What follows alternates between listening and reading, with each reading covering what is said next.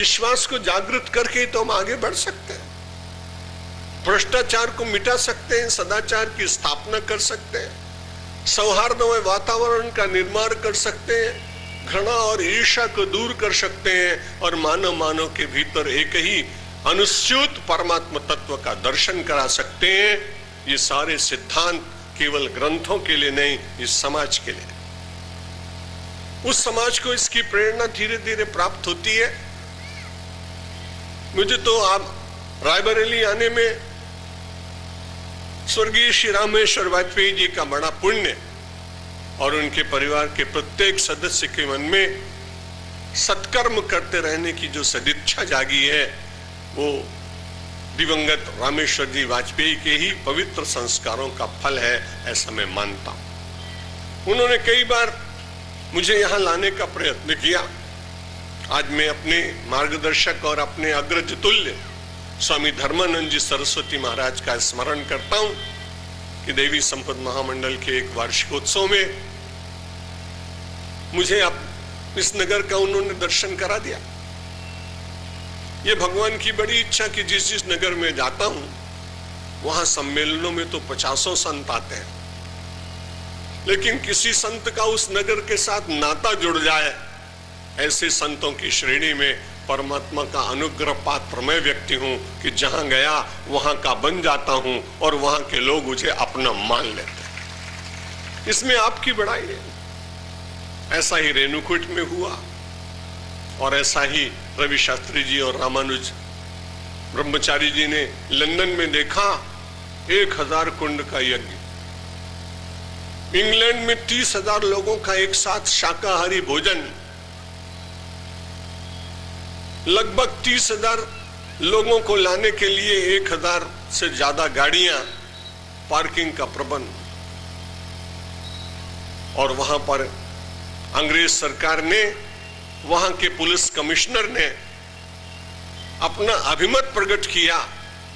कि यदि ये दूसरे समुदाय का सम्मेलन होता तो हमको 600 पुलिस का प्रबंध करना पड़ता, पर यह समन्वय परिवार और यह अकिंचन सन्यासी,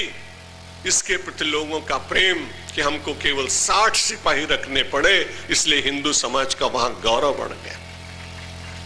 लोगों ने अनुभव किया कि संसार में सबसे ज्यादा शांति की प्रस्थापना करने वाला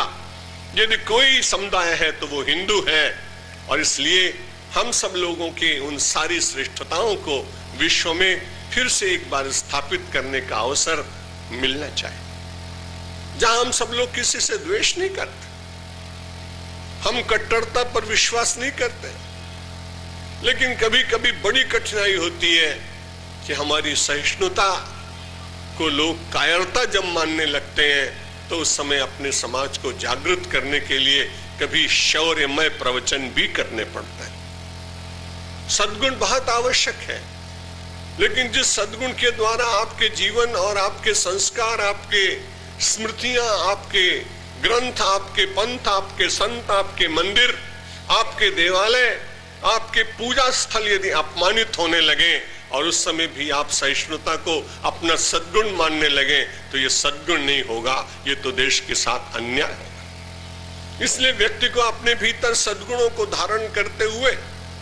कब कितनी आवश्यकता है, किस सीमा तक, इसका विचार बारंबार करना पड़ेगा। मुझे आपने आमंत्रित किया, श्री गायत्री देवी जी ने बहुत आग्रह किया, ललित की धर्मपत्नी जी ने, मुझे स्मरण नहीं रहा था, उन्होंने कहा, आपने कहा मैं गए अमृत वर्ष में, अमृत महोत्सव वर्ष में 3 दिन के लिए रायबरेली आऊंगा। मैंने कहा बहुत लोगों ने मुझे आमंत्रित किया है और मुझे अकारण कई बार थोड़ा सा झूठ बोलना पड़ता है, मुझे कष्ट भी होता है, क्योंकि जब किसी नगरवासी लोग मिलकर कहते हैं महाराज आपको बाड़मेर आना है, मैं कहता है जरूर आऊंगा। उसके बाद दूसरा व्यक्ति कहता है नहीं आपको तो जैसलमेर चलना है, मैंने कहा जरूर चलूंगा।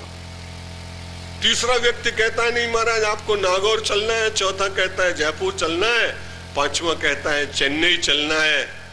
अब सब लोगों को मैं यदि मैं कहूं कि मैं नहीं चलूंगा तो जल्दी नाराज हो जाए, इसलिए बड़ी नम्रता पूर्वक कहता हूं हाँ आएंगे, चलेंगे। अब मुझे तो मालूम नहीं कि वो पकड़ लेगा इस शब्द को। तो ऐसा पकड़ रखने वाली एक बहन मिली और उसने कहा, महाराज आपने हमको कहा था कि 3 दिन का समय देंगे और आप नहीं आए, तो आप देखो आप वचन का पालन करते हैं कि नहीं, ये तो आप जाने। इसलिए विवश होकर मैंने आत्मनिरीक्षण किया और आपके इस पंडाल में अपनी शब्द प्रसून समर्पित करने के लिए समुपस्थित हो।